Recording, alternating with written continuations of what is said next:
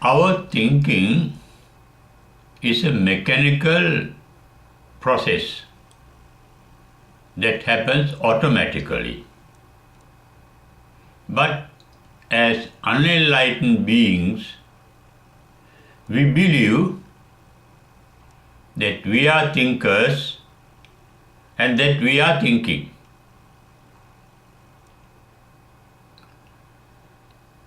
The enlightened knows, anyone who get even on the process of enlightenment, even those who are meditating, they know that thinking is an automatic process. It is like our breathing, blood circulation, digestion of food, getting old. They are all in a natural process. So is thinking. Sakkaya Ditthi, referred to in Buddha's teaching, means the identification of one's self with one's own thinking. What we call soul is a thinker. That there's a thinker in us. But when we observe all our mental and physical activities, we can find nowhere anybody doing that. Any soul or any self. The idea of self is only an idea. According to the Buddha's teaching, it is an illusion that there is a self. Buddha has clearly explained there is no self, permanent identity in anything or in any being. Everything physical, everything material is dynamic. That means all is active. Living means being active. Existing means being active. Even decay and degeneration of things and beings can be called a process of activity. The activity of degeneration, the activity of decay, the activity of death, the activity of birth, everything is active. Even a dead body is active. That is why it gets decomposed. Decomposed in time, changing in time. That is the basic nature of the universe, both the physical nature as well as the mental nature. Things are in a process of changing. That evolution, that nature of changing is referred to by the Buddha as the truth called, the universal truth called dukkha. The cause of that dukkha is the universal activity. Though some religions believe that there is an Almighty God activating the universe and everything, every item in it, Buddha had seen there is no such a God anywhere in the universe. God is not the creator of the universe or our creator. We are not created by the God, according to Buddha's teaching, and we created the God. We created the God means we have an idea of God in ourselves and believe in that particular idea. Every idea is an illusion. There is nobody in the history of the human beings who has seen God, who has met God. That means there is only an idea, only a concept. And that concept is made by thinking. And thinking is an automatic process, as I mentioned at the very outset. The force of thinking is generated by our body, by our blood. Our body is a battery producing electricity and magnetism, electromagnetism. It may be called bioelectromagnetism. That is the energy with which we think. Not only we think, we do everything with the electromagnetic energy. Even our very sensation. When you see something, the image is formed in our retina, in our eye, and that image is carried by nerve wires into our brain to recognize what that particular image that the eye can see. And that carrying of signal from the eye to the brain is made by electromagnetism, electrical signals. And even thinking also, brain is the main engine that produces thinking. To think, we must have knowledge, information, memory. We think means we are retrieving the past memories. For example, when the eye sees somebody, a signal of that sight is sent to the brain, and that brain can recognize, this is my mother, this is my father, this is my wife, this is my husband, and so on. This is a tree, this is a mountain, and so on. The recognition is done by the memories of the past experiences that are retained in our brain. Therefore, brain is the main center of thinking. According to Buddha's teaching, heart is the main center of feeling. That is why it is called Vijnanavattu. The center of sensation is the heart. Sensation can be pleasant, unpleasant, or neutral. They are called in Buddhism Sukha Vedana, Dukkha Vedana, Adukkam, Asukha Vedana. Sukha Vedana, pleasant sensation. Dukkha Vedana, unpleasant sensation. Adukkam, Asukha Vedana, in between there is neutral sensation, which is neither pleasant nor unpleasant. They are sensations. Now, the scientists have realized that our thinking process is also activated by the blood in our heart. Our blood carries all the memories of our ancestors, ancestral knowledge. How do birds build nests? Nobody teach them. That is in their blood. How do fish swim? That is in their genes, in their blood.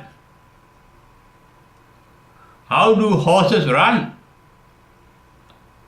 Cows run at their very birth, after their very birth, that is in their blood. How do birds fly? That is genetic engineering. Similarly, our thinking is a product of the genetic engineering as well as the engineering of the brain that has retained memories of our experiences. We may like a person due to some experience recorded in our brain cells. We may dislike a person recorded in our brain. Sometimes those likes and dislikes according to Buddha's teachings are not based on the experiences of the present life, but maybe in a previous life, long ago. For example, Reverend Buddhadasa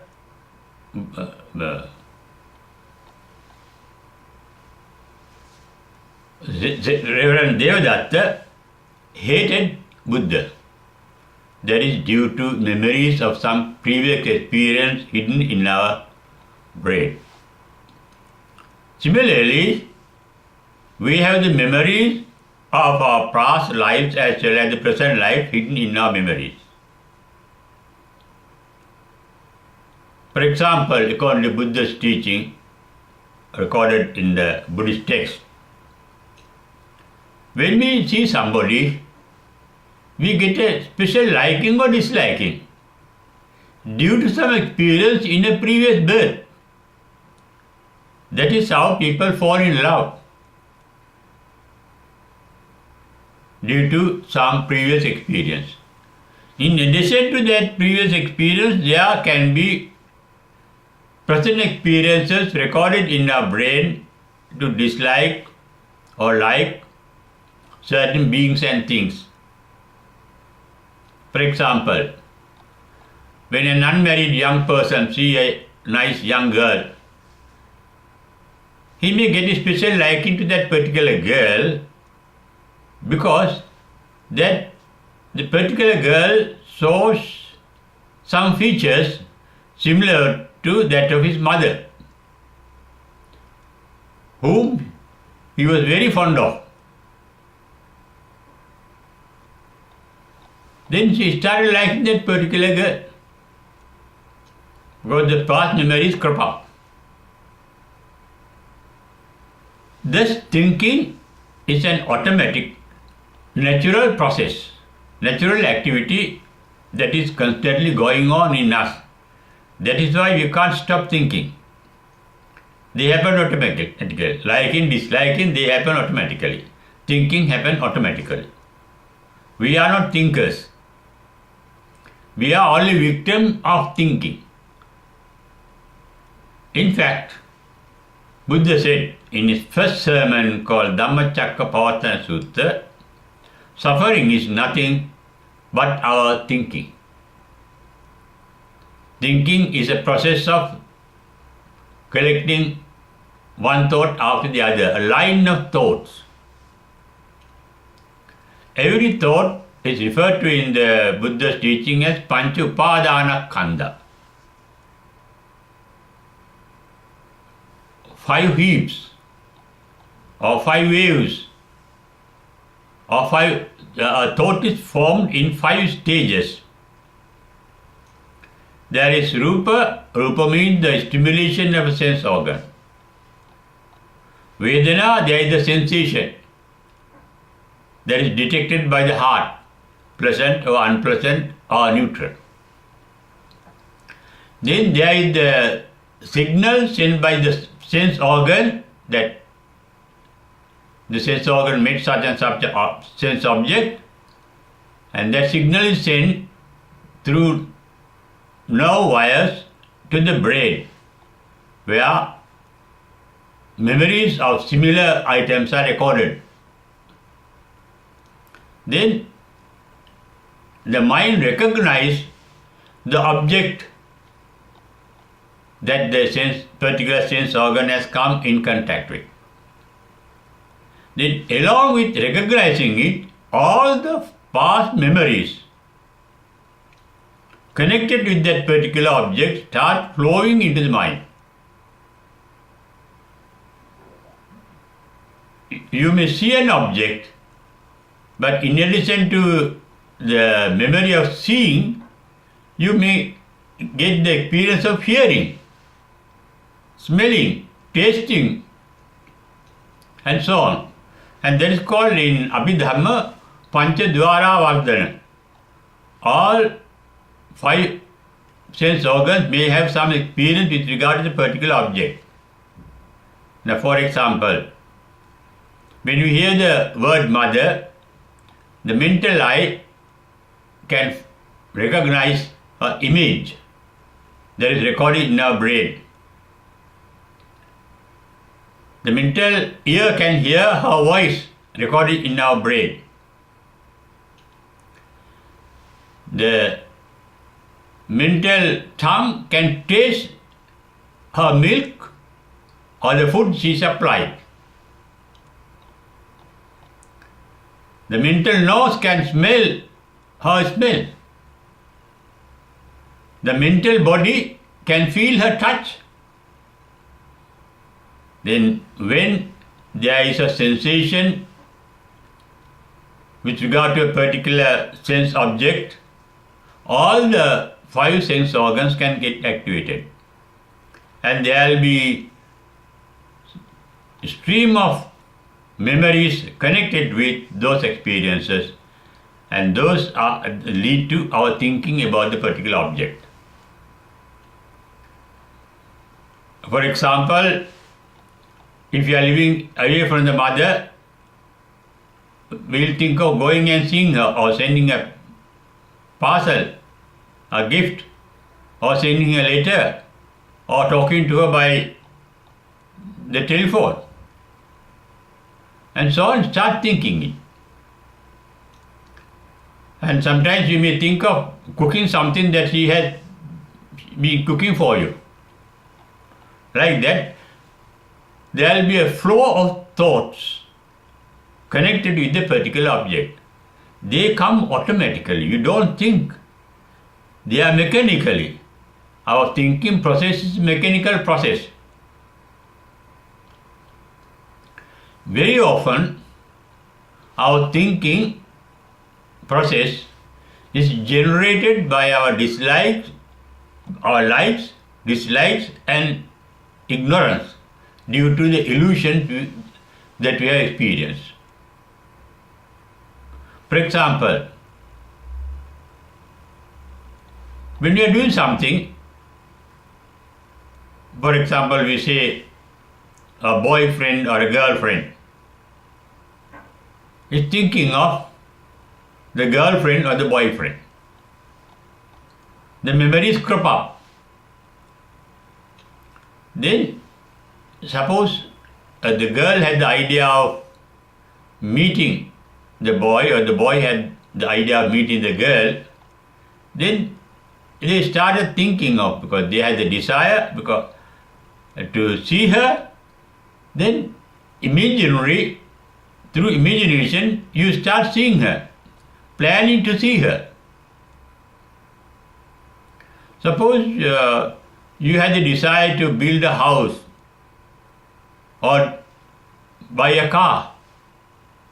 Then all of a sudden, all thoughts, forms regarding the house or the form come to your mind because you like it.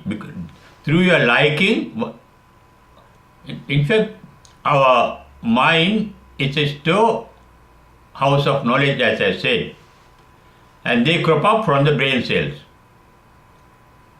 If you have a desire to buy a new car, always thought comes into your mind with regard to the particular car. If you have some enemy or something that you want to get rid of, suppose you are suffering from some sickness and you want to cure it, you dislike it. The desire to get rid of it, the desire to get hold of, and the desire to get rid of, positive and negative desire. They are called nivarana. Kamachanda nivarana means the tendency hidden in our mind, in our brain to like, not only in our brain, in our blood, to like certain things and beings, to dislike certain things and beings, to be illusioned by certain things and beings. The tendencies are there. Those tendencies are behind all your thought forms. We think of things that we like, we dislike, or that we can understand. Therefore, thinking process is generated by the hidden attachment, resentment, and ignorance of illusions that you are facing with. That is why Buddha said, empty the mind from thinking. Cheto vimukti, freedom from thinking, is the beginning of enlightenment. Panya vimukti, thinking comes from the brain. You are not getting rid of the memories, you are not making use of the memories of the brain. Panya Vimukti. Even our wisdom is generated by our heart.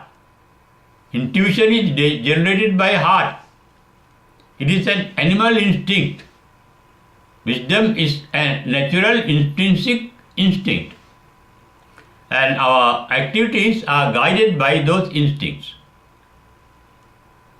Wisdom is a natural instinct to guide us in the right path and avoid the wrong path with regard to certain things.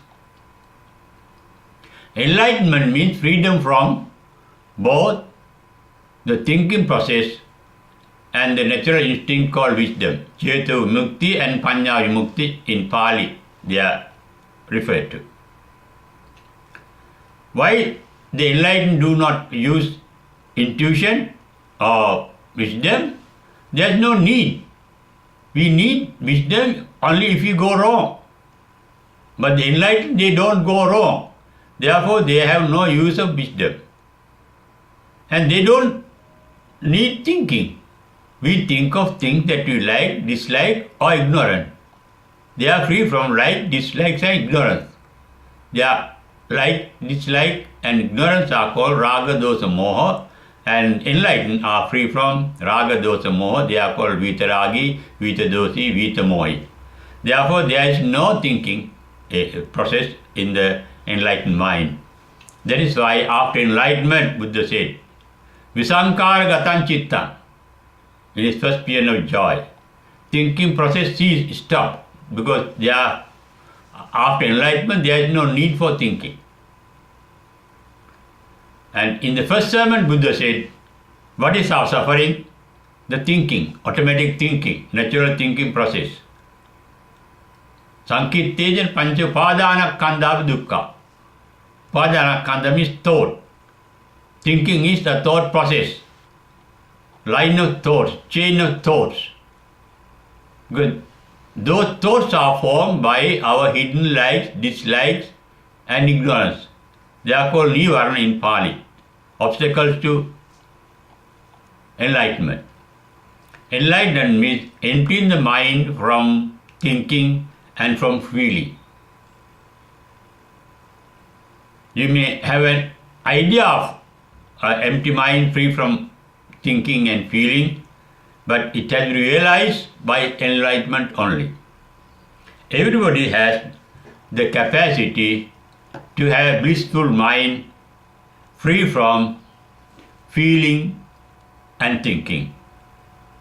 But there can be sensation. Even the enlightened have the sanya vedaita. All sense organs are active. They sense things, but they don't think of things and they don't have feelings of likes and dislikes. They are vitaragi, vitadosi, vitamohi. We all have within us as unenlightened attachment, resentment, and ignorance. And we too have the capacity to get rid of those attachment, resentment, and illusion one day by enlightenment. And that is a natural gift we all have, that we all are entitled to. But there need a certain maturity to reach that stage of enlightenment.